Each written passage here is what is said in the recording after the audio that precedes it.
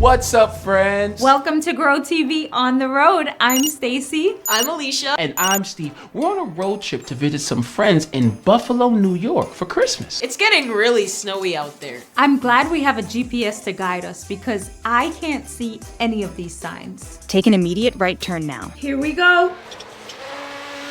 Take an immediate left. Take a right. Take a left. Take 2 left turns. How do I even do that? Stacy, hit the brakes. Yes, please. Everyone okay? Guys, I think our GPS is broken. Well, it's a good thing I brought this. What's this? Yeah, what is this? Folded up paper with strange markings on it? It's a map. I'm the map, I'm the map, I'm the map. That is a map? Come on, guys. Yes. Before GPS, people used to use actual paper maps. This is one of them. It's of New York State. I knew it would be snowy, so I actually plotted our course on the map just in case the GPS did whatever the GPS did. Good thinking, Steve. Steve saves the day. Well, I mean, you don't have to. Okay, I saved the day. I saved the day. Oh, hey, look, hold on. Huh. Oh, hey, look. We're right here. We just need to head in that direction to get back on the highway. Wow, Steve, you and your map showed up just in time. Yeah. Well, it's all in a day's work for saving the road trip. Don't let it get to your head, Steve. You brought an old map. It's not like you saved the world from darkness and hopelessness. Yeah, I guess I'm not Superman. Or Jesus. Jesus, of course. And when Jesus showed up in the world, it wasn't going to be an easy and smooth road trip either. I think it was meant to be that way. Everything from his birth to everyone who showed up to celebrate showed that Jesus was going to be a different kind of savior than the world had been expecting. One of the most incredible moments in all of history happens in Luke chapter 2. 2 people from Nazareth named Joseph and Mary were engaged to be married, just living their lives. And then, boom! Gabriel shows up with a message for Mary. Imagine how Mary must have felt. Gabriel told her she was going to have a baby sent by God, no less. Not just any baby. Gabriel said this baby would be Jesus, the savior of the world. That's a lot to take in. For sure. But Mary trusted God. She couldn't have been like, no thanks, that sounds impossible, I'm out. But instead, she was like, I'm down. Yes, let's do it. That's faith. And then, right when Mary was about to have the baby, Caesar Augustus announced this census, and they had to travel all the way to Bethlehem. Luke 2:1 says, in those days, Caesar Augustus issued a decree that a census should be taken of the entire Roman world. That decree was a pretty oppressive move by Caesar. He just wanted to know all the people he ruled over.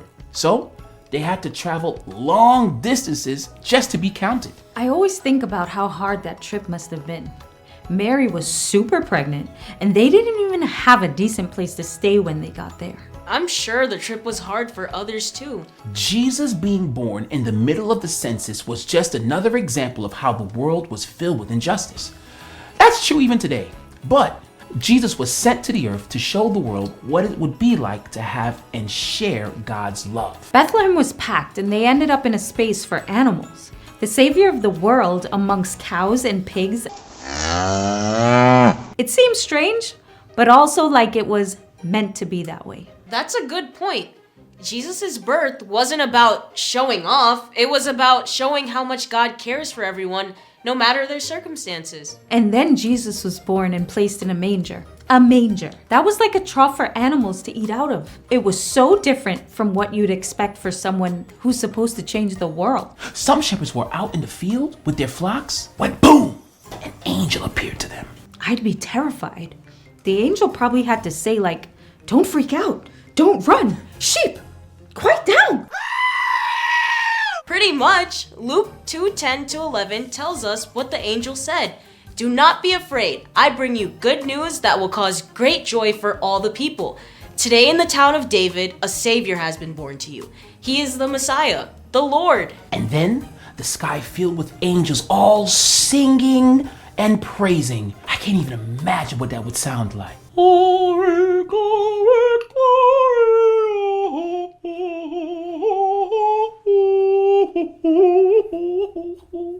That was beautiful. The shepherds must have been in shock, but they didn't waste any time. They rushed to Bethlehem, and there was Mary, Joseph, and baby Jesus. What I love is what the shepherds did after. They didn't keep it to themselves. They told everyone they could. That's because they knew. They knew this wasn't just another baby. This was the Savior. I love that it was shepherds who first saw Jesus and shared the news about him. Shepherds were just ordinary people, and I mean, hung out with sheep all the time, so probably kind of stinky. It could have been famous people or royal princes and princesses, but no, it was them. It showed that Jesus was going to be the savior of everyone, not just the popular or wealthy. That's the big takeaway, isn't it? From the very start, Jesus is savior for all, not just few, no matter your background, no matter how hopeless you may feel. Or how lost? Jesus is the savior who can guide us to God. Yes, this story never gets old, which is a good thing. I love being reminded why Jesus came to earth. The world might feel big and scary and unfair sometimes, but God gives a savior to guide us. A pretty wild way for the savior to enter the world. Born in a feeding trough to two young people from a small nowhere town, as wild as it is, it makes sense when I think of the rough paths and places that Jesus has guided me through and out of. Same. When I think of Jesus' guidance in my life, it makes me as happy as those shepherds must have been. Or angels. Glory, glory, glory. Lovely. Just lovely. Christmas is a great time to reflect on all the things Jesus has guided us through. It's also a great time to find your way back to Jesus if you've been lost. Stay on this road for... I think we'll just stick to the map. Yes! I even marked out some great pit stops. Ooh, this one is supposed to have the world's greatest cup of coffee. You did it! Congratulations! It's been fun driving through the snow with you. And using an old school paper map. And retelling one of the best stories in history, the story of Jesus' birth. It's always good to learn and grow together. Merry Christmas!